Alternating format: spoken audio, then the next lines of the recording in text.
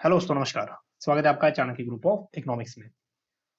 तो उड़ीसा पीजीटी का एग्जाम हुआ था, स्टेट सिलेक्शन बोर्ड के तहत ये आता है और 10 सितंबर 2023 को एग्जाम हुआ था। उसके तुरंत बाद इसकी आंसर कीज पब्लिश हो गई थी। अभी जो लास्ट डेट है वो है 21 आंसर की चैलेंज के। कुछ कुछ क्वेश्चन आपके चैलेंज के लायक इसमें बनते भी हैं और ऑथेंटिक सोर्स क्या है ये आपको देखना है। चलिए 100 क्वेश्चन है, फटाफट से डिस्कस कर लेते हैं। जितने भी आने वाला नेक्स्ट जो उड़ीसा पीजीटी है वो फिर से आने वाला है और यहाँ भी बम्पर पोस्ट आपको देखने को मिलेगी। अदर एग्जाम्स या फिर अदर स्टेट पीजीटी की तैयारी कर रहे हो तभी एग्जाम क्वेश्चन पेपर आपके काम आएगा। ठीक है, क्वेश्चन पेपर का जो क्रेडिट जाता है वो पहले ही क्रेडिट हम दे देते हैं, लक्ष्मीधर सर हैं। ठीक है, अननोन है हमारे लिए, लेकिन हाँ जो भी है उनका थैंकफुल है हम लोग, क्योंकि उनसे हमें ये क्वेश्चन पेपर प्राप्त हुआ। चलिए वन बाय वन जितने भी क्वेश्चन हैं डिस्कस करेंगे और ज्यादा डिटेल में नहीं जाएंगे। जो जो राइट आंसर है वो डिस्कस करेंगे। नंबर वन है difference curve of two normal goods that are perfect substitute. Perfect substitute जब भी होते हैं तो नॉर्मल गुड्स हो जाते हैं ऐसे, जब परफेक्ट सब्स्टिट्यूट है ना। एक बढ़ेगा तो एक कम होगा, एक कम होगा तो दूसरा बढ़ेगा, तो डाउनवर्ड स्लोपिंग स्ट्रेट लाइन बिल्कुल ठीक है, इसमें कोई दोराय नहीं है। नेक्स्ट, और बोर्ड का एग्जाम भी है, बोर्ड का जो आंसर की है बिल्कुल करेक्ट है। If the straight line of demand curve is tangent to curvilinear curve, the price elasticity of demand at the point of tangency is same। कहने का मतलब ये है कि जो एक है स्ट्रेट लाइन डिमांड कर्व और एक है ये वाली टेंजेंट जो कर रही है ये, है ना, ये दोनों डिमांड कर्व है और दोनों ही डिमांड कर्व में बता रहा है, ये कह रहा है कि इलास्टिसिटी कैसी रहेगी। तो अगर ये वाले पॉइंट में मेजर करेंगे तो इस पॉइंट पे भी जो हाइपरबोला डिमांड कर्व है इस पे भी इलास्टिसिटी कितनी रहेगी, 1। और ये वाला जो पॉइंट है यहाँ पे इसमें भी रहेगी इक्वल टू 1 इलास्टिसिटी, है ना। क्योंकि अगर हम लोग यहाँ से मेजरमेंट करें अपर पोर्शन लोअर पोर्शन और lower portion upon upper portion, तो ये आंसर आएगा 1, क्योंकि बराबर डिफरेंस रहता है। तो ये वाला जो same for the both demand curve बिल्कुल करेक्ट है। नेक्स्ट है angel curve for normal commodity. Normal commodity के लिए अपवर्ड स्लोपिंग रहता है, कोई डाउट नहीं है। और बैंड बैकवर्ड हो जाएगा जब यहाँ पे हमारे पास गिवन गुड्स या फिर इंफीरियर गुड्स रहेंगे। चलिए नेक्स्ट है हमारे पास, by increasing 1 unit of capital firms gives up 2 unit of labour and produce same level of output. MRTS दिया हुआ है, बेसिकली हमें मिलता है marginal rate of technical substitution of labour for capital, ये हमें देखने को मिलता है, जिसका फॉर्मूला होता है चेंज इन की अपॉन चेंज इन एल। लेकिन यहाँ पे थोड़ा ट्विस्ट है, ये पूछा गया है एम आर टी एस के एल, तो ये हो जाएगा opposite, change in L by change in के। ठीक है, तो ये कह रहा है bye increasing 1 unit of capital, 1 unit of capital change हुआ और यहाँ पे चेंज आया कितना, 2 यूनिट ऑफ लेबर का चेंज। तो आंसर कितना है, 2, तो 2 है, बिल्कुल करेक्ट है। आगे देखते हैं, an optimum form produce the level of output at विच, ये माइक्रो इकोनॉमिक्स है। अब ऑप्टिमम लेवल ऑफ आउटपुट कह रहा है जहां पे एवरेज कॉस्ट आपका मिनिमम रहेगा, वो माना जाएगा हमारा। जैसे ऑप्टिमम, अगर हम परफेक्ट कंपटीशन की भी बात करें, A R is equal to M R, तो ये वाला जो ऑप्टिमम साइज है ना, ये वाला जहां एवरेज कॉस्ट क्या है, मिनिमम है, इस पॉइंट पे ऑप्टिमम लेवल ऑफ आउटपुट, तो इसी इज मिनिमम, ये करेक्ट है। Next, under constant return to scale, यहाँ पे एक जो एसएसबी है उसने दिया हुआ है आंसर डिमिनिशेस, लेकिन जो करेक्ट आंसर है वो होना चाहिए आपका रिमेन कांस्टेंट, क्योंकि कांस्टेंट रिटर्न टू स्केल है। Marginal product of individual factor क्या रहेगा, कांस्टेंट, इसलिए तो हम उसको बोल रहे हैं कांस्टेंट रिटर्न टू स्केल। चलिए नेक्स्ट, तो ये आपका एक ऐसा क्वेश्चन है जो चैलेंज हो सकता है। ठीक है, ये वाला आप चैलेंज के लायक रखिएगा ये क्वेश्चन। नेक्स्ट आगे चलते हैं, the point of constraint of bliss, point tangency between, तो टेंजेंसी है social indifference curve and utility possibility curve. ठीक है, यूटिलिटी पॉसिबिलिटी कर्व और सोशल इंडिफरेंस कर्व, ये बनता है हमारा पॉइंट ऑफ ब्लिस। चलिए आगे चलते हैं, question number 8, monopoly firms would be in equilibrium at the point on its demand curve where the elasticity of demand is. Monopoly, देखो मोनोपोली में क्या होता है, सबसे पहले डिमांड कर्व मोनोपोली की होती है हल्की सी लेस इलास्टिक। ठीक है, अब उसके बाद ये कह रहा है कि इक्विलिब्रियम पॉइंट या इक्विलिब्रियम लेवल ऑफ प्राइस वहां सेट करेगा जहां इलास्टिसिटी डिमांड कितनी रहेगी। ठीक है, फिर से बता देते हैं, ये अगर एवरेज रिवेन्यू है तो इसका करस्पॉन्डिंग क्या आएगा, मार्जिनल रिवेन्यू। ठीक है, ये है हमारा एवरेज कॉस्ट, एवरेज कॉस्ट। अब यहाँ पे एवरेज कॉस्ट का जो मिनिमम पॉइंट है, यहाँ से हम लोग मान के चलते हैं, ये ले जाते हैं एक मार्जिनल कॉस्ट। ठीक है, यहाँ पे जहां मार्जिनल कॉस्ट और मार्जिनल रिवेन्यू एक दूसरे के बराबर हुए हैं वहां तय होता है प्राइस। ठीक है, ये वाला पॉइंट ये डिटरमाइन हुआ इक्विलिब्रियम लेवल ऑफ प्राइस। ठीक है, यहाँ पे M R is equal to M C, ये वाले पॉइंट पे तो प्राइस यहाँ सेट हुआ। यहाँ डिमांड कौन सी, एवरेज रिवेन्यू जो है ना डिमांड कर्व ही बताती है, तो ये पॉइंट यहाँ पे ड्रॉ कर रहा है, जैसे हम लोग एक नाम दे देते हैं इसको आर, ठीक है, आर पॉइंट पे। अब यहाँ से इलास्टिसिटी मेजर करेंगे तो ये लोअर पोर्शन, इलास्टिसिटी मेजर करने का जो जब हम लोग ज्योमेट्रिक मेथड से भी मेजर करते हैं, ठीक है, lower portion upon upper portion करते हैं। तो लोअर पोर्शन तो है ज्यादा, सपोज करो लोअर पोर्शन की वैल्यू 8 है और अपर वैल्यू की जो पोर्शन है उसकी थोड़ा सा कम है, मान लीजिए कि 4 है, तो आंसर कितना आएगा, मोर देन 1। तो greater than unity is correct है। चलिए नेक्स्ट, कॉन्सेप्ट ऑफ क्वाजीरेंट। क्वाजीरेंट मार्शल ने कॉन्सेप्ट दिया था। अब ये यहाँ पे ये वाला क्वेश्चन भी देखने वाला है। अब इसमें कई बार ये भी आ जाता है, total revenue minus total variable cost के बीच का डिफरेंस, है ना, to return to factor which is fixed in supply in short run, correct है। आगे देखो, एक क्वेश्चन और है, the situation in which it is possible to make someone better off without making anyone worse off. अब Pareto inefficient इसमें दिया हुआ है। प्रेटो इनएफिशिएंट किसी तरह से तो नहीं बनता, लेकिन प्रेटो ऑप्टिमल इसका आंसर बनेगा। लेकिन आप फिर भी एक ना उसमें दे दीजिए, उसमें इसको वेरीफाई कर लीजिएगा। और कई बार प्रेटो जो ऑप्टिमलिटी है उसकी जो मीनिंग है वो ये बनती है, it is situation it is impossible, ठीक है, ये इसकी मीनिंग बनती है। लेकिन एक थोड़ा सा क्वेश्चन क्या है, ट्रिकी टाइप का है, आप इसको वेरीफाई कर लीजिए बुक से, ठीक है, ये चैलेंज हो सकता है। Next, national income equal to, national income हमारे पास एनएनपी एफसी जो है इसको नेशनल इनकम बोलते हैं, और जो हमारे पास एनडीपी एफसी है उसको हम डोमेस्टिक इनकम बोलते हैं, ये याद रखिएगा। Next, the difference between national product and domestic product is known as, ठीक है, हमें क्या है, डोमेस्टिक इनकम और नेशनल इनकम के बीच का फर्क निकालना है, तो हम net factor income from abroad को, ठीक है, डोमेस्टिक इनकम में प्लस कर देते हैं, नफीफा, net factor income from abroad plus कर देते हैं, तो यही डिफरेंस है। नेक्स्ट आगे देखते हैं, for a linear consumption function passing through the origin, linear consumption function यही है आपका पासिंग थ्रू ओरिजिन। ये लॉन्ग रन, हम लोग इसको लॉन्ग रन कंजप्शन फंक्शन भी बोल सकते हैं, क्योंकि एपीसी और एमपीसी बराबर रहेगा। शॉर्ट रन में एपीसी ज्यादा रहता है एमपीसी से, ये शॉर्ट रन है, C bar equal to B Y, और ये लॉन्ग रन है, C equal to B Y. Autonomous consumption हट जाएगा लॉन्ग रन में, ठीक है, तो बी वाई रह जाएगा सिर्फ, और ये भी यूजीसी नेट में 2 बार पूछ चुका है, तो स्टेट एग्जाम में तो पूछेगा ही। Next, the coefficient of investment multiplier is, coefficient of मतलब कि मल्टीप्लायर की वैल्यू किस पे डायरेक्टली या इनडायरेक्टली डिपेंड करती है, ठीक है, डायरेक्टली एमएसपी से नहीं है, इनडायरेक्टली है, इनवर्सली है।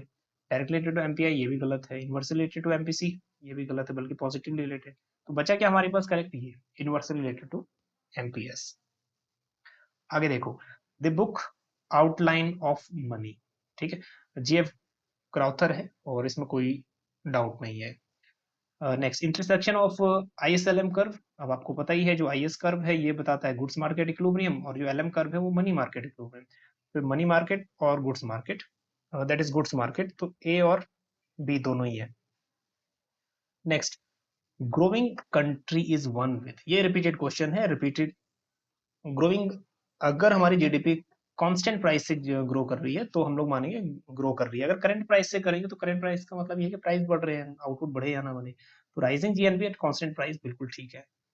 चलिए नेक्स्ट, आपका inflationary gap rise. Inflationary gap वहां राइज होता है जब आपका एग्रीगेट डिमांड, अब सपोज करो ये आपका एएस है और ये आपका एडी है, एग्रीगेट डिमांड आपका बढ़ गया है, तो ये जो गैप क्रिएट हुआ है यहाँ से लेके यहाँ तक, ये बीच का जो गैप क्रिएट हुआ है इसको बोलते हैं इन्फ्लेशनरी गैप, ठीक है। एडी आपका 80 टू 80 बन गया है, मतलब कि आपका इन्वेस्टमेंट बड़ा हो या फिर, तो एग्रीगेट डिमांड टोटल बड़ा है, तो मतलब जो गैप क्रिएट हुआ है inflationary gap, so there is excess demand over the aggregate potential demand during full employment, ठीक।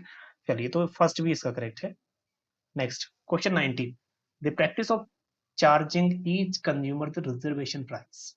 अब first degree of price discrimination में क्या होता है, मैक्सिमम लूट मचाने की कोशिश करता है यहाँ पे प्रोड्यूसर, और इसी को ये बोलते हैं रिजर्वेशन प्राइस। डिफरेंट कमोडिटी के लिए डिफरेंट, सॉरी, सेम प्रोडक्ट के लिए डिफरेंट बायर से डिफरेंट प्राइस चार्ज करता है, ठीक है, इसी को हम बोलते हैं रिजर्वेशन प्राइस। तो first degree of price discrimination बिल्कुल करेक्ट है। नेक्स्ट, आगे देखते हैं, inflation is unjust, deflation is inexpedient, of the two deflation is worst. ये कॉन्सेप्ट जीएम केंज का है, इसको भी चैलेंज करने की जरूरत नहीं है। Next, power of commercial bank credit creation. Credit creation का जो पावर है ना, वो आपका मनी मल्टीप्लायर पे डिपेंड करता है। मनी मल्टीप्लायर डिपेंड करता है जो आपका रिजर्व है वो। रिजर्व जितना ज्यादा होगा मनी क्रिएशन आपका उतना ही कम होगा। ठीक है, तो जो total cash deposit in bank है या फिर जो टोटल जो आपका रिजर्व है, ठीक है, अगर रिजर्व होगा, अब ये बोल रहा है power of commercial bank credit creation उतना ही ज्यादा होगा जितना रिजर्व कम होगा। ठीक है, the securities held by the bank, इसको हटा दो, total assets of the bank इसको हटा दो, नथिंग स्पेसिफिकली हटा दो, cash deposit in the bank, जितना आपका कैश डिपॉजिट बढ़ रहा है मतलब बैंकिंग में जितना पैसा आ रहा है, ठीक है, आपका मनी क्रिएशन उतना ही ज्यादा होगा। दूसरा आपका मेन चीज ये डिपेंड करेगा कि रिक्वायर्ड रिजर्व कितना है। ठीक, तो इसमें जो अप्रोप्रिएट आंसर है वो है हमारा cash deposit in the bank. अगर यहाँ पे लो लीगल रिक्वायर्ड रिजर्व रहता या लो रिजर्व रहता तब भी वो आंसर करेक्ट होता। चलिए next, the Phillip curve shows trade off between, बहुत रिपीटेड क्वेश्चन है, मोस्ट इंपोर्टेंट क्वेश्चन है, बार बार रिपीट होता है ना, सबको पता है इन्फ्लेशन और अनएम्प्लॉयमेंट के बीच का एक रिलेशन है जो एक इनवर्स रिलेशन माना जाता है। चलिए, the balance of trade is also known as, हालांकि बैलेंस ऑफ ट्रेड बोल रहा है एक्सपोर्ट एंड इम्पोर्ट टाइप का, है ना, जो विजिबल ट्रेड है, तो विजिबल बैलेंस है, ये बिल्कुल करेक्ट है विजिबल बैलेंस। इसमें पूछा गया है विच of the following is not a non monetary measures, एक मॉनेटरी मेजर्स है और नॉन मॉनेटरी मेजर है करेक्ट बीओपी डेफिसिट को करेक्ट करने के लिए। तो इसमें जो मॉनेटरी मेजर्स हैं उसमें आता है एक्सचेंज रेट कंट्रोल, तो इसमें पूछा गया not a non monetary measures, non monetary measures कौन से नहीं है। तो नॉन मॉनेटरी मेजर्स अगर हम बेसिकली बात करें तो ये जो है एक्सचेंज रेट कंट्रोल, ये क्वेश्चन पूरा डाउटेबल है क्वेश्चन ये भी, ठीक है, एक्सपोर्ट प्रमोशन इसमें राइट आंसर दिया हुआ है, लेकिन फिर भी ये क्वेश्चन थोड़ा सा डाउटेबल है। एक बार थोड़ा सा आंसर की तरफ चल लेते हैं कि इसमें मॉनेटरी मेजर्स में कौन कौन सी चीजें आती है। ठीक है, मॉनेटरी मेजर्स में मॉनेटरी कंट्रोल्स हो गया, जो मॉनेटरी पॉलिसी या फिर जो एक सेंट्रल बैंक अडॉप्ट करती है, डिवैल्यूएशन रिवैल्यूएशन हो गया, या फिर उसके बाद एक्सचेंज रेट कंट्रोल्स हो गए। ठीक, और उसके बाद इंपोर्ट सब्स्टिट्यूशन वगैरह। तो ये वाला क्वेश्चन भी ना एक डाउट में चला जाता है कि एक्सपोर्ट प्रमोशन करेक्ट है कि नहीं। चलिए आगे चलते हैं। If marginal propensity to save is 0.2 and capital output ratio is 5, then steady state growth, steady state growth का एक फॉर्मूला है, इसमें marginal propensity to save upon incremental capital output ratio का। ठीक है, तो यहाँ पे एमपीएस तो हो गया हमारा 0.2 और इसके बाद कैपिटल आउटपुट रेशियो हो गया हमारा 5। ठीक है, अगर हम इसको कैलकुलेट करेंगे 20/5 या फिर 20/5, तो इसमें 4% जो है हमारा राइट आंसर निकल आएगा, दैट इज 4। नेक्स्ट आगे चलते हैं, which of the following is not an obstacle to economic development, economic development का कौन सा ऑब्स्टेकल नहीं है। तो high level of rate of investment जा रहा है, तो ऑब्स्टेकल क्यों है, बाकी सब ऑब्स्टेकल हैं, रुकावटें हैं। Human poverty is related to, human poverty जो करेक्ट आंसर है वो है denial of choices and opportunities. Human poverty क्यों आती है, क्योंकि हम चॉइसेस और अपॉर्चुनिटीज को डिनाई कर देते हैं। Planning commission was scraped, planning commission कब खत्म हुआ था, अबॉलिश हुआ था, देखो 2014 में ही अबॉलिश कर दिया था मोदी गवर्नमेंट के आने के तुरंत बाद। Grand innovation challenge NITI Aayog का है, इसको भी याद रख लीजिएगा, नेक्स्ट एग्जाम में आ सकता है। पॉवर्टी लाइन जो हमारा एस्टिमेट होता है वो कंजप्शन के ऊपर बेस्ड होता है, अभी भी जो कंजप्शन है रूरल और अर्बन दोनों का अलग अलग है, अर्बन में 47 रुपीज तक का कंजप्शन और रूरल में 2011 के अकॉर्डिंग, और रूरल में जो 32 रुपीज कंज्यूम कर रहा है वो पुअर नहीं माना जाता, इससे नीचे जो है वो बीपीएल कैटेगरी में आते हैं। चलिए नेक्स्ट है आपका 31, when the actual growth rate is greater than warranted growth rate, ये क्वेश्चन जो है ना हमारा ये रिपीटेड क्वेश्चन है यूजीसी नेट वाला, एक्चुअल ग्रोथ रेट ज्यादा है वारंटेड ग्रोथ रेट, मतलब फुल कैपेसिटी ग्रोथ रेट बोलते हैं वारंटेड को, तो अगर एक्चुअल ग्रोथ रेट ही ज्यादा है फुल कैपेसिटी से तो यहाँ पे क्या आएगा, इन्फ्लेशन ही आएगा। ठीक, क्योंकि इनकम का ज्यादा ग्रोथ है और जो एक्चुअल ग्रोथ रेट ज्यादा है और वारंटेड ग्रोथ रेट कम है, इनकम ग्रोथ रेट ज्यादा है आउटपुट के या फिर प्रोडक्शन के ग्रोथ से आप मान सकते हो। चलिए next, which of the following gives a true picture of effect of the central bank selling security, जब भी आरबीआई सेल करेगा तो यहाँ ओपन मार्केट में ही सेल करेगा, तो यहाँ का जो डोमेस्टिक मनी है इसको सेल कर देगा, ये कहाँ चला जाएगा, बाहर। Sale and purchasing of government securities OMO बोलते हैं, ओपन मार्केट ऑपरेशन, तो इसमें क्या होगा, credit creation capacity of commercial bank falls हो जाएगा, क्योंकि यहाँ मनी सप्लाई थोड़ा कम हो जाएगा और इन्फ्लेशन की जो प्रॉब्लम थी वो सॉल्व हो जाएगी। Number 33, which of the following is not objective of the IMF, IMF का कौन सा ऑब्जेक्टिव नहीं है, और इसमें स्पेशली हम आंसर की तरह चलते हैं, provide loan to private sector bank, ये करेक्ट है। अब वर्ल्ड बैंक की एक सब्सिडरीज है जो लोन प्रोवाइड करती है प्राइवेट सेक्टर को, कौन सा सब्सिडरी है एक बार कमेंट करेंगे। Next, which of the following is optimum size of public budget is determined. Optimum size होता है वहां पे जहां पे मार्जिनल सोशल बेनिफिट और मार्जिनल सोशल सेक्रीफाइस एक दूसरे के बराबर हो। ठीक है, मार्जिनल सोशल कॉस्ट और बेनिफिट एक दूसरे के बराबर हो। चलिए next, the ultimate principle of taxation, ये रिपीटेड क्वेश्चन है, यूजीसी नेट से उठाया गया है, जहां पे equal marginal rate of sacrifice हो, equal marginal sacrifice principle, repeated question है। When the demand for the commodity is inelastic, demand for commodity inelastic है तो बर्डन किस पे आएगा? ठीक है, इसको डायग्राम के थ्रू भी बता सकते हो, इसको सिंपली आप हाइपोथेटिकल एग्जांपल से भी बता सकते हो। Demand for inelastic, inelastic demand कहने का मतलब ये है कि आपकी जो डिमांड है वो इनलास्टिक है। इनलास्टिक होने से मतलब ये है कि आपको वो चीज चाहिए ही चाहिए, वो आपकी नीड्स है। तो अगर बर्डन, अगर सेलर टैक्स इंपोज करेगा भाई, ठीक है, इसका बर्डन किस पे आएगा? इसका बर्डन आपके ऊपर ही आएगा क्योंकि आपको वो चीज चाहिए, है ना। तो बर्डन किस पे आएगा? मोर ऑन द बायर, क्योंकि वो चीज उसको चाहिए चाहिए। चलिए next, in the currency market, to ensure that same amount of foreign currency is transacted at future specific date, specially mention है buyer and seller of foreign currency। Future है तो एक फॉरवर्ड एक्सचेंज रेट या फिर forward और future contract, ये correct है, इसमें चैलेंज करने की जरूरत नहीं है। नेक्स्ट है आपका highest contribution to national income. Highest contributor जो है नेशनल इनकम में सर्विस सेक्टर है, 52 टू 54% तक कंस्टिट्यूट करता है। Next, LM curve is verticals. अब ये क्वेश्चन क्या बता रहा है, थोड़ा समझने वाला है। LM curve is vertical, LM curve क्या हो गया? वर्टिकल हो गया। इस साइड रेट ऑफ इंटरेस्ट है, that side income. Increase in money supply, money supply फिर भी इंक्रीज होता है तो एलएम 1 हो जाता है, सपोज करो।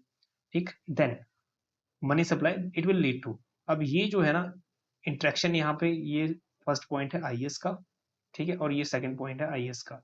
तो रेट ऑफ इंटरेस्ट पहले ये था, अब यहाँ पे रेट ऑफ इंटरेस्ट कम हो गया है। ठीक है, रेट ऑफ इंटरेस्ट फॉल हुआ और लेकिन इनकम बढ़ गया है, y2 y1 हो गया इनकम। समझ आ रही है? आई होप कि समझ गए होंगे। ये आईएस पहला पॉइंट यहाँ इंटरसेक्ट कर रहा है तो रेट ऑफ इंटरेस्ट ये वाला पॉइंट है। फिर उसके बाद जब मनी सप्लाई बढ़ता है, ये वर्टिकली है, तो यहाँ इंटरसेक्ट करता है ये सेकंड पॉइंट, तो रेट ऑफ इंटरेस्ट कम और इनकम ज्यादा। तो fall in rate of interest बिल्कुल करेक्ट है, साथ साथ rise in level of income ये भी करेक्ट है ना। तो इसको चैलेंज कर सकते हो आप कि इसमें एक सिर्फ एक दिया हुआ है लेकिन दोनों ही ऑप्शन सही है। Which of the following is special scheme for promotion of food security for senior citizen? Annapurna scheme. Annapurna scheme बिल्कुल correct है। Next, MRTP Act was abolished in the Industrial Policy Resolution. अब MRTP Act ही अगर 1969 में पास हुआ तो ये वाले option तो बेकार हो गया 1956, है ना। तो जो ये राइट आंसर है वो है 1991 के इंडस्ट्रियल पॉलिसी में। और next, which of the following largest foreign exchange earners? 2022 में लार्जेस्ट अर्नर था टेक्सटाइल। और नेक्स्ट ये भी करेक्ट है। The spirit of angels law is with increase in families income, family की इनकम तो बढ़ती है लेकिन उसके साथ साथ जो फूड की डिमांड है उतनी नहीं बढ़ती। ठीक, the proportion of income spend on food declines, तो ये करेक्ट है। Next, the employment guarantee act ensure work minimum कितने दिन के लिए? 100 डेज के लिए। ये क्वेश्चन इजी है। In the uneconomic zone of production marginal productivity of, अब यहाँ पे देखो जब आप ये करते हो ना, ये ए या फिर ये बी, यहाँ पे कैपिटल, ये लेबर, तो इस सेट क्या करते हो जब रिज लाइंस क्रिएट करते हो, तो रिज लाइन ये है इकोनॉमिक, ये है आपका जो रीजन है, रीजन ऑफ इकोनॉमिक प्रोडक्शन। और यहाँ पे अनइकोनॉमिक जोन क्या हो गया? इससे बाहर वाले अनइकोनॉमिक जोन। अब इस लाइन पे हमें क्या शो करता है? मार्जिनल प्रोडक्टिविटी ऑफ एक फैक्टर की 0 है, और इससे बाहर वाले हमें शो करता है कि मार्जिनल प्रोडक्टिविटी किसी एक फैक्टर की नेगेटिव में है। So one factor is negative, ये बिल्कुल करेक्ट है। ज्यादा डिटेल में नहीं जाते हैं आगे। Next, which of the following programme design for development of women and children? ठीक है, development of women and children in rural areas, ये करेक्ट है। ठीक है, 1982, ये याद भी रख लीजिएगा, 83 का इसका डेट है। नेक्स्ट, लीनियर रिग्रेशन मॉडल है, तो लीनियर रिग्रेशन मॉडल में लीनियर, अब इसमें पूछा गया है that model is linear in parameters. ठीक है, आगे भी जाने की जरूरत नहीं है और उसको चैलेंज करने की भी जरूरत नहीं है। Next round of WTO, WTO का जो नेक्स्ट राउंड है 2023 लास्ट दिसंबर से लेके फैब 2024 के बीच में हो सकता है। कहाँ पे? अबू धाबी में। चलिए, ये क्वेश्चन जनरल है और काम आएगा। अंडर परफेक्ट कंपटीशन है, एक स्टेटमेंट दी गई है, तो इसमें पहले इसका मार्जिनल कॉस्ट ड्राइव आउट करो, मार्जिनल कॉस्ट, और उसके बाद आगे सॉल्व करोगे तो टोटल वेरिएबल कॉस्ट और प्राइस वगैरह भी एक बार चेक करना, तो कैलकुलेट करके ओवरऑल आपका ये आंसर आ रहा है 0। ठीक है, यहाँ ज्यादा लंबा चौड़ा कैलकुलेशन नहीं करते, लेकिन इसको चैलेंज करने की भी जरूरत नहीं है, आंसर बिल्कुल करेक्ट है, 0। ठीक है, next, crowding out effect implies, crowding out effect होता है जब हम क्राउड को बाहर कर देते हैं, मतलब पब्लिक स्पेंडिंग या गवर्नमेंट स्पेंडिंग बढ़ती है, प्राइवेट की स्पेंडिंग कम हो जाती है। Increase public sector spending, replace और drive down private sector spending, है ना, तो ये बिल्कुल करेक्ट है। नेक्स्ट, ये क्वेश्चन रिपीटेड है, monetary phenomena sir, trade cycle is a purely monetary phenomena, ठीक है, हाउ ट्री का, inflation is purely monetary phenomena given by home, ये भी क्वेश्चन आ चुका है, ये किसने दिया है, एक बार कमेंट करना, inflation is purely monetary phenomena. Next, speculation demand for money directly depend करती है, स्पेकुलेशन डिमांड जो है हमारी डिपेंड करती है रेट ऑफ इंटरेस्ट पे।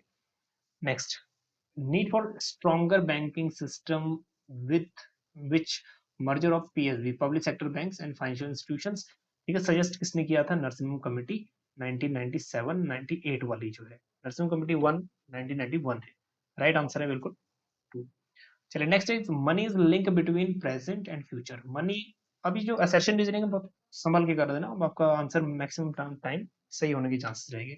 जो मनी है, पैसा है, वो लिंक करता है प्रेजेंट और फ्यूचर जनरेशन में। देखो आज का जो पैसा है वो हम लोग सेव करके रखते हैं फ्यूचर जनरेशन के लिए, तो आज भी चल गया और फ्यूचर में भी हमने उसको स्टोर कर दिया या फिर उसकी सेव कर दिया। तो नेक्स्ट रीजन क्या है, money is store of value, क्योंकि रीजन ये था फ्यूचर में लिंक करने का, क्योंकि वो हम उसको उसकी वैल्यू को हम स्टोर कर सकते थे। ठीक है, तो रीजन भी करेक्ट है और असर्शन भी बिल्कुल करेक्ट है, तो यहाँ पे बहुत R correct and correct explanation हो गई, बिल्कुल ठीक है। Next, terms of trade is defined as a ratio of, तो टर्म्स ऑफ ट्रेड जब हम डिफाइन करते हैं, price of export, price of import multiply by 100, ठीक है, index of export price and import price. Next, the investment limit on plant machinery for small scales, ये बहुत अच्छे से देखिएगा आप, micro, small and medium enterprise, ठीक है, 2020 के बाद इसमें थोड़े चेंजेस आए हैं। इन्वेस्टमेंट लिमिट देखो, यहाँ 1 करोड़, यहाँ पे 10 करोड़, यहाँ 50 करोड़, ठीक है, ये ध्यान रखना। अब जितना भी आपका ये इन्वेस्टमेंट लिमिट है, ठीक है, यहाँ पे राइट आंसर क्या होना चाहिए, 10 करोड़, बिल्कुल ठीक है।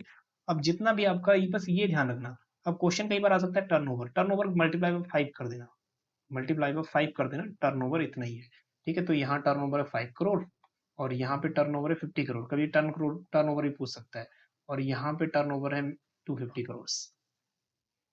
चलिए next, if the card is chosen at random from the standard pack of cards, ठीक है, अब इसमें प्रोबेबिलिटी हमें बताना है, प्रोबेबिलिटी मतलब m upon n, total number of favourable upon total number of total cases, अब प्रोबेबिलिटी ऑफ गेटिंग अ 3 और 7, क्या क्या प्रोबेबिलिटी है 3 और 7 आने के, अब ये जो हम लोग एडिशन वाला प्रोबेबिलिटी यूज करते हैं ना, ये वो वाला यूज हो जाएगा।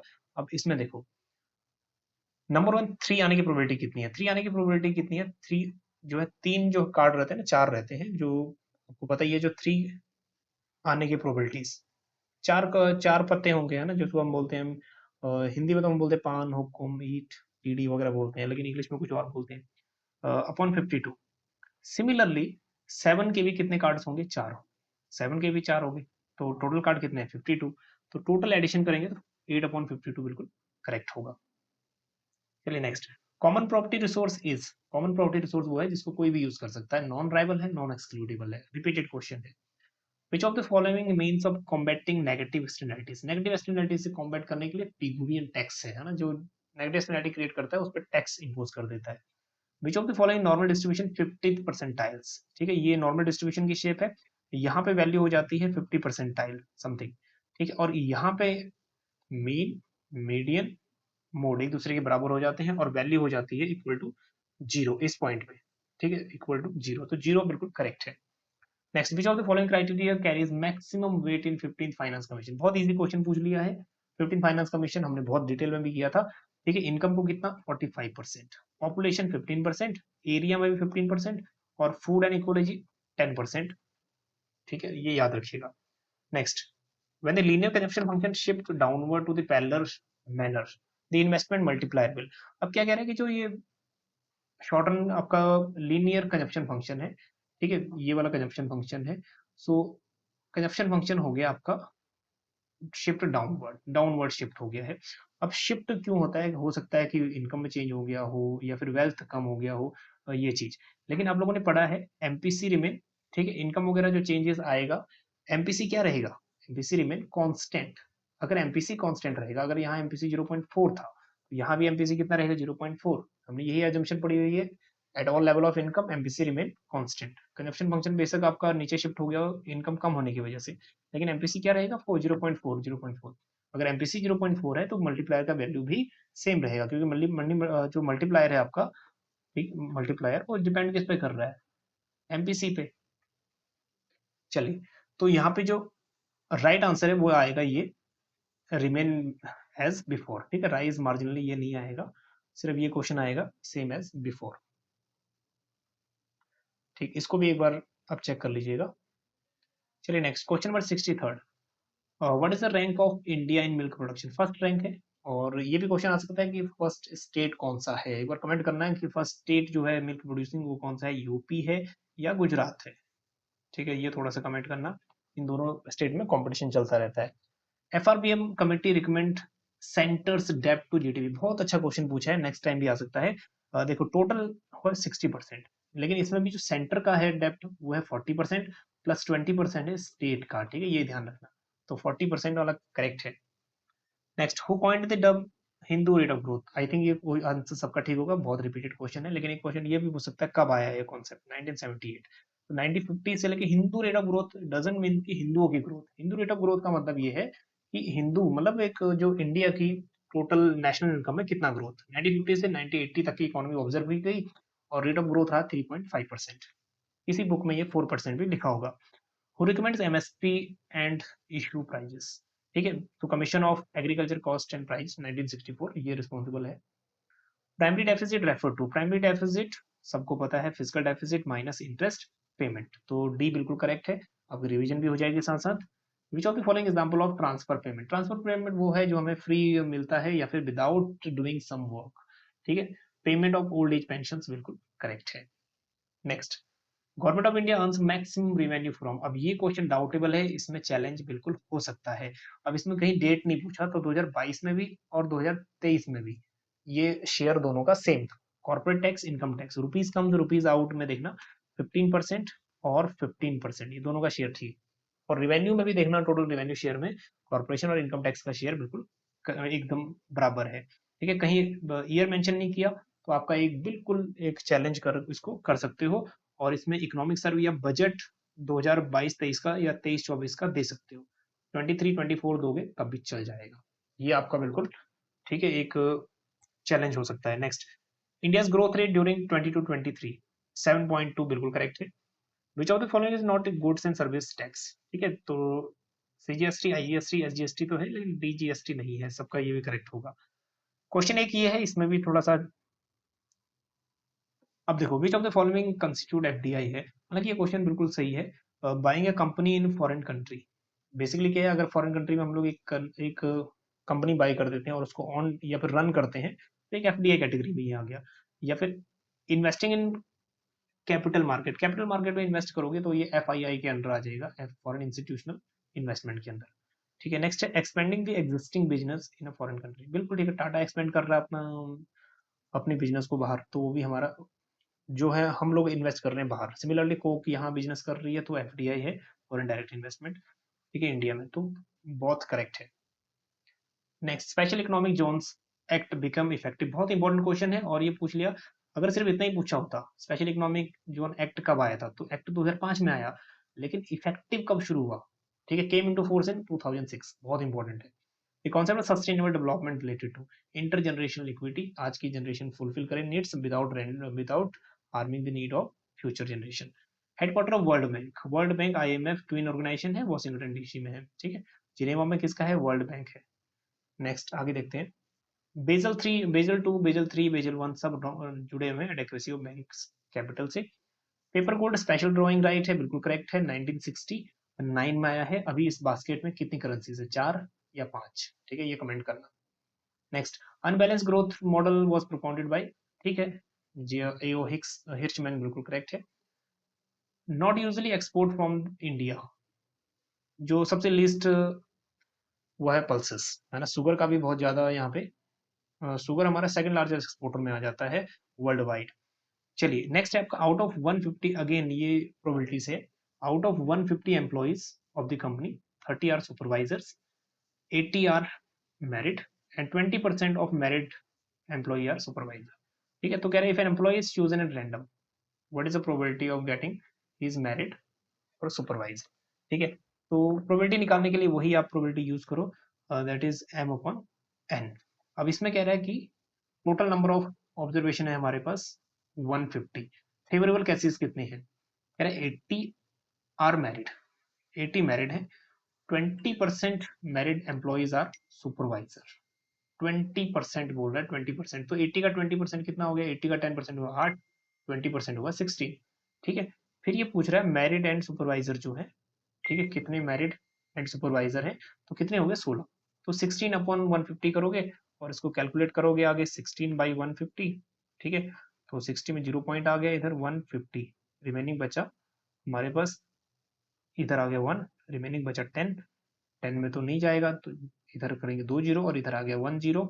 ठीक है, 150 मल्टीप्लाई करेंगे 6 से तो ये हो जाएगा 9 टाइम, दैट इज 900। ठीक है, हमें अगेन हम वही 666 चलता रहेगा, तो ये वाला जो है ऑप्शन है बिल्कुल भी करेक्ट है। चलिए नेक्स्ट, आइडिया ऑफ डिस्ट्रक्टिव या फिर क्रिएटिव डिस्ट्रक्शन कंप्यूटर का कॉन्सेप्ट है according to Robinson the golden age. ये क्या है, हाँ जी, यूजीसी नेट का एग्जाम दिया था अभी, बिल्कुल रिसेंट एग्जाम में से पूछ लिया, मिथिकल नेचर। आगे देखो, inequalities in income in free economy, inequalities क्यों आ रही है, अब यहाँ क्वेश्चन इन दोनों में थोड़ा सा प्रॉब्लम थी, लेकिन difference in marginal productivity of labour, India जो कॉन्टेक्स्ट में इनइक्वालिटी क्यों आ रही है, कोई अमीर है कोई गरीब है, क्यों, अगर किसी की संपत्ति बहुत ज्यादा है, किसी की इनहेरिटेंस पावर बहुत ज्यादा है, तो उसकी मार्जिनल प्रोडक्टिविटी अगर कम भी है तो भी वो रिच है ना, तो इस वजह से प्राइवेट प्रॉपर्टी एंड इनहेरिटेंस जो है वो मेन कॉज है इनइक्वालिटी का। ठीक है, जिसके परदादा दादा वो बहुत अमीर थे, वो आज उनका पोता भी अमीर है ना, चाहे उसकी मार्जिनल प्रोडक्टिविटी कम भी क्यों ना हो, तो ये ऑप्शन बिल्कुल अप्रोप्रिएट है बी, तो इसको चैलेंज करने की जरूरत नहीं पड़ेगी। National education policy 2020 state learning is experiential learning है ये भी। चलिए next, which of the following is not component of Janani Shishu Suraksha Yojana. ठीक है, provide food grains freely to expecting mothers, ये इसका पार्ट नहीं है, बाकी ये देख लो नेक्स्ट एग्जाम में आ सकता है। Paternal mortality, institution delivery, neonatal mortality, ये पार्ट है। नेक्स्ट, मॉनेटरी बेस्ड, जिसको हम बोलते हैं मॉनेटरी बेस्ड, और इसको हाई पावर मनी भी हम इसको बोलते हैं ना, high power money, C plus required reserve, या जो जो भी आपका रिजर्व है टोटल रिजर्व वो, सो currency held by public and bank reserve. ठीक है, बैंक है रिजर्व, तो ये ए बिल्कुल करेक्ट है। Next, which of the following is not dimension of HDI, HDI health है, नॉलेज है, ठीक है, तो इसमें तीन चीज तो मेन है, और एक तो हेल्थ है आपका, उसके बाद एक लिटरेसी रेट है, और उसके बाद पर कैपिटा इनकम है। ठीक है, लिविंग ऑफ स्टैंडर्ड, तो क्लीन एनवायरनमेंट नहीं है, प्रीवियस ईयर का ये क्वेश्चन है। चलिए ठीक है, प्लान हॉलिडे की टाइमिंग 1966 टू 69, रोलिंग प्लान का टाइमिंग क्या है थोड़ा सा कमेंट करिएगा। चलिए next, which of the following cooperative societies is responsible for production of fertiliser. ठीक है, तो जो आपका Indian farmer and fertiliser cooperatives है, कोऑपरेटिव लिमिटेड, ये रिस्पॉन्सिबल है। Next, blue revolution fish revolution से है, ये भी क्वेश्चन रिपीटेड है। Next, the number of women entrepreneur in small industrial sector, Tamil Nadu number 1 पे है। रावरकेला स्टील प्लांट कहाँ से है, ठीक है, ये हमने कहाँ से लिया, सेटअप किया गया, असिस्टेंस किसकी मदद ली, वेस्ट जर्मनी की। क्वेश्चन कई बार ये भी आता है, भिलाई स्टील प्लांट है ना, जो भिलाई स्टील प्लांट छत्तीसगढ़ में, ये किसकी सेटअप, किसके असिस्टेंस से सेटअप हुआ, थोड़ा कमेंट करेंगे भिलाई स्टील प्लांट। चलिए next, the budget line is drawn taking good x horizontal and y vertical axis, if the price of x declines then price of y remaining same। चलिए बना के देखते हैं एक बार, ये कह रहा है गुड y गुड x, ठीक है, ये कह रहा है अब ये है हमारा इनिशियल प्राइस लाइन, ठीक, अब कह रहा है प्राइस ऑफ x डिक्लाइन हो गया, जैसे प्राइस ऑफ x डिक्लाइन होगा तो x कमोडिटी ज्यादा परचेज की जाएगी, है ना, ज्यादा परचेज की जाएगी PL1, बल्कि y का तो सेम है, प्राइस ऑफ y सेम है, तो ये लाइन क्या होगी, बिकम फ्लैटर, फ्लैट होगी और ज्यादा, है ना, बल्कि स्टीपर नहीं हुई, शिफ्ट तो नहीं होगी। ठीक है, अगर ये रोटेशन है, शिफ्ट नहीं है। चलिए, तो ये ए बिल्कुल करेक्ट है। आगे देखिए, सनराइज इंडस्ट्री, सनराइज इंडस्ट्री वो है जो ग्रो कर रही है और इसका फ्यूचर बिल्कुल ब्राइट है, और फ्यूचर में ग्रो करेंगी भी। जैसे अभी जितने भी लिथियम आयन बैटरीज है ना, उनका सनराइज इंडस्ट्रीज उनको बोला जा रहा है, क्योंकि नेक्स्ट बैटरीज या फिर जो ई व्हीकल्स है उन्हीं की लाइफ है आगे, have high growth potential can meet the future requirement. ठीक है, ये करेक्ट है। आगे चलते हैं। अनहोली ट्रीटी, इंटरनेशनल ट्रेड का इंटरनेशनल ट्रीटी एक आपने देखा होगा जिसमें फ्लेक्सिबल और इंडिपेंडेंट मॉनेटरी पॉलिसी आती है। ठीक है, तो ए बिल्कुल करेक्ट है। Next, which of the following is not a problem of SSI. SSI का, स्मॉल स्केल इंडस्ट्रीज का, कौन सा प्रॉब्लम नहीं है?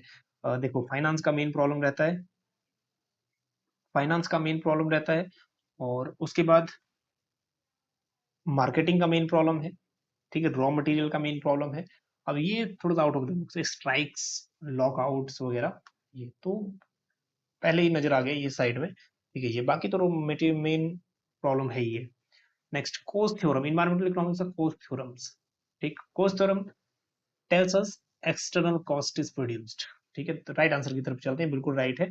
Under certain conditions private parties can arrive at efficient solution without government intervention. Government intervention की जरूरत नहीं है, प्राइवेट जो है, जो प्रॉपर्टी राइट बोलते हैं ना जिसको, जिसमें हम लोग फ्री राइडिंग प्रॉब्लम नहीं है, वो बेस्ट है कोस्ट थ्योरम के according. Next, non performing asset in commercial banks. Non performing assets वो हैं जिनमें ना तो इंटरेस्ट मिल रहा है और ना ही प्रिंसिपल अमाउंट वापस हो रहा है। ठीक है, जैसे विजय माल्या लेके अभी भाग गया।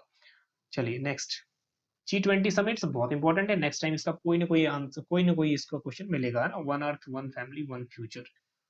चलिए next, the bank are required to maintain certain ratio. अब यहाँ पे कंफ्यूजन ये है कि सीआरआर है या एसएलआर है ना, लेकिन यहाँ क्वेश्चन में ही आंसर है आपका certain ratio with their cash in hand and total assets. अब देखो, टोटल हैंड, अपने जितने भी उनका कैश है वो अपने पास ही तो रख रहे हैं। जब बैंक अपने पास रखेगा तो एसएलआर, अगर बैंक आरबीआई के पास रखेगा तो सीआरआर। बस इतना ध्यान रखना। ठीक है, स्टैट्यूटरी लिक्विडिटी रेशो करेक्ट है। चलिए, ये 100 क्वेश्चंस थे, उम्मीद है कि इन 100 क्वेश्चंस में आपके मैक्सिमम सही होंगे। ठीक है, कितने क्वेश्चंस आपके सही हैं एक बार थोड़ा कमेंट करना, और एसएसबी के साथ साथ ये डिफरेंट डिफरेंट कॉम्पिटिटिव एग्जाम में भी आपके काम आने वाले हैं। चलिए, इस लेक्चर में इतना ही, मिलते हैं आपको नेक्स्ट किसी एक नेक्स्ट लेक्चर के साथ। Thank you so much.